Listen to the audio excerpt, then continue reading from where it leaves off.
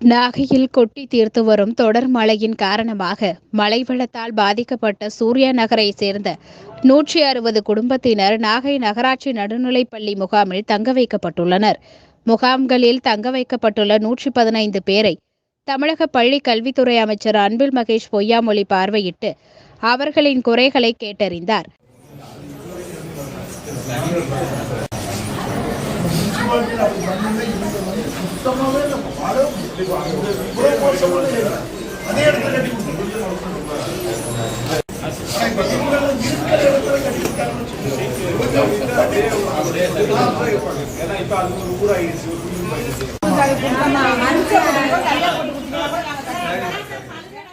அதனைத் தொடர்ந்து அமைச்சர் அன்பில் மகேஷ் பொய்யாமொழி முகாம்களில் தங்கியுள்ள மக்களுக்கு பாய், பிரெட், ரொட்டி, தண்ணீர் பாட்டில் வழங்கினார்.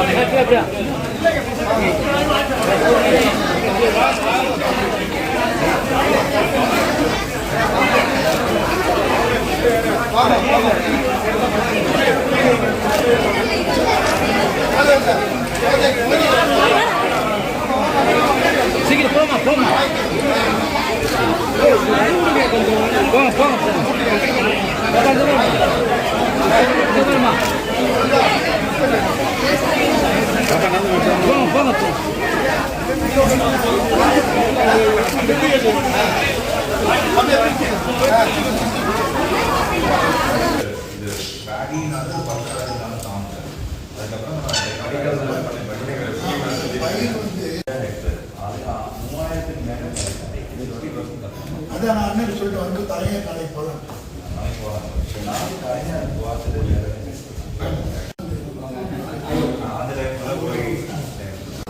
அங்க போய் பார்த்துட்டு அக்ரிகல்ச்சர் பார்த்துட்டு தலைஞாயை பார்த்துட்டு வேதாந்த 2 டேம் இருக்கு, அதையும் போய் பார்த்துட்டு அண்ணா பார்த்துட்டு கொஞ்சம் புலிகளுடைய வயல் பார்த்துட்டு தலைஞாயை பார்த்துட்டு.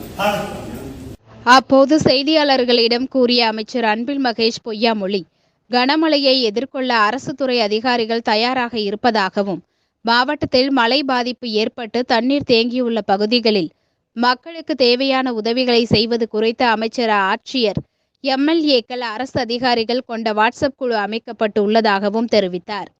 அதன் மூலம் மக்களுக்கு தேவையான உதவிகள் செய்யப்பட்டு வருவதாகவும், அதை அரசு அதிகாரிகள் உடனுக்குடன் அப்டேட் செய்வதாகவும் அமைச்சர் அன்பில் மகேஷ் பொய்யாமொழி கூறினார். மேலும் மழைப்பொழிவு நின்றதும் பள்ளிக்கூட பகுதிகளில் தேங்கியுள்ள மழைநீர் அப்புறப்படுத்தப்பட்டு பின்னர் மட்டுமே பள்ளிகள் திறக்க திட்டமிடப்பட்டுள்ளது என்றும், அது குறித்து தமிழகத்தில் உள்ள அனைத்து மாவட்ட முதன்மை கல்வி அலுவலர்களுக்கு உத்தரவு பிறப்பிக்கப்பட்டுள்ளதாகவும் அமைச்சர் அன்பில் மகேஷ் பொய்யாமொழி கூறினார். அவங்க இப்போ சொன்ன மாதிரி இந்த ரெட் அலர்ட்னு சொன்னாங்க. பட் ரெட் அலர்ட் மாதிரி இல்லை என்று சொன்னாலும் மழை பெய்திருக்கின்றது. கிட்டத்தட்ட 14 சென்டிமீட்டர்ஸ் ஆன் அன் ஆவரேஜ் வந்து இந்த 2 நாட்கள் அது பெய்திருக்கின்றது. குறிப்பாக 20 சென்டிமீட்டர் வரும்பொழுது ஒரு மிகப்பெரிய ரெட் அலர்ட் ஆகும். பட் இருந்தாலும் நம்ம 10 சென்டிமீட்டர் தாண்டினாலே நம்ம வந்து ரெடியாக இருந்துக்கணுங்கிற அளவுக்கு தான் இன்றைக்கி எல்லா விதத்திலும் நம்முடைய அரசாங்கம் தயாரில் இருக்கின்றது. நம்முடைய மாவட்டத்துடைய ஆட்சித்தலைவர் ஆல்மோஸ்ட் எல்லா அதிகாரிகளையும் ஒன்று திரட்டி இருக்கிறார். ஏற்கனவே நாங்கள் நம்முடைய எம்எல்ஏஸ் எல்லாம் சேர்ந்து ஒரு வாட்ஸ்அப் குரூப்லேயே இருக்கிறோம். அந்த வாட்ஸ்அப் குரூப்ல 2 நாட்களாக பார்த்தீங்கன்னா எங்கெங்க தண்ணி நிற்குது, எங்கெங்க மக்கள் தங்களுடைய தேவைகளை கேட்குறாங்க, என்ன மாதிரியான ஏற்பாடுகள் செய்யப்பட்டிருக்குது, உடனடியாக அது சரி செய்யப்பட்டிருக்கிறது. அதிலே அதிகாரிகளே உடனடியாக வந்து அந்த ஃபோட்டோஸோடு எங்களுக்கு வந்து அப்டேட் பண்ணிட்டு இருக்காங்க. உள்ளபடியே அதிகாரிகளுக்கு வந்து ஏன்னா இப்போ வரும்போது கூட பார்த்தீங்கன்னா மாவட்ட ஆட்சித்தலைவர் வந்து ஒரு கண்ட்ரோல் ரூம் வச்சிருக்காங்க. ஆல்மோஸ்ட் பார்த்தீங்கன்னா 24/7 வந்து அந்த கண்ட்ரோல் ரூம் செயல்பட்டுருக்கின்ற அளவுக்கு இருக்குது. கிட்டத்தட்ட ஒரு 8-9 பெண்மணிகள் இதுக்குன்னே டெடிக்கேட்டடாக இன்னைக்கு பணியாற்றி கொண்டிருக்கின்றார்கள். 7 மணியோடு அவங்க ஷிஃப்ட் முடியுதுன்னு சொன்னாலும் அடுத்த கட்டமாக பசங்க வந்துடுறாங்க அந்த கண்ட்ரோல் ரூமுக்கு. அது விடிய காலம்பரை 7 மணி வரைக்கும் அது தொடர்ந்து அதுவும் செயல்பட்டு கொண்டிருக்கின்றது.